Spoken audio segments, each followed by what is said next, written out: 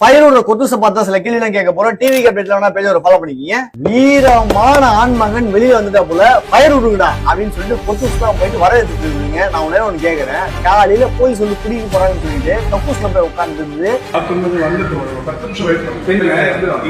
இப்ப ஃபயர் விடுற கொத்துஸ்ல நான் ஒன்னு கேட்கறேன், இந்த தில்லான ஆம்பளை காலையில ஏன் மாத்தி பேசினாரு? இன்னைக்கு நான் பேசாத ஒண்ண பேசினதாக கூறி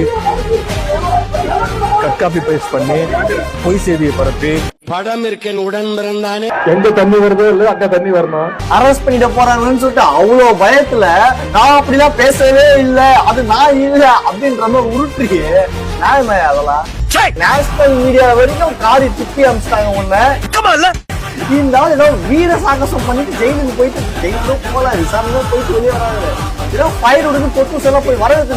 நான் உடனே கேட்கிறேன், இவரு தான் நாட்டுக்காக போராடி ஜெயிலுக்கு போயிட்டு வந்தாரா? ஏதோ வந்து இவரு உள்ள போனவனு கரையில மூடுங்கடா, அடிங்கடா, பொதுமக்களை வந்து இது பண்ணுங்கடா, அதை பண்ணுங்கடா, ஒரே அராஜகம் காலில இருந்து சார்ந்த வரைக்கும். ஏடா உங்களாம் அசிங்கமா இல்ல?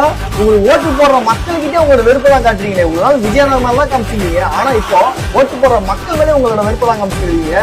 இவரு ஒன்றும் நாட்டுக்காக போராடி விசாரணைக்கு போயிட்டு வரல, பெண்களை இழிவா பேசுறதுக்காக விசாரணைக்கு போயிட்டு வந்துருக்காப்புல. அவ்வளவுதான், ரெண்டுத்துக்கும் நிறைய வித்தியாசமா இருக்குது. இவரு பெரிய வீரன்ற மாதிரிலாம் தூக்கி வச்சு ஃபயரோட நான் கொத்து ஊசுங்களா.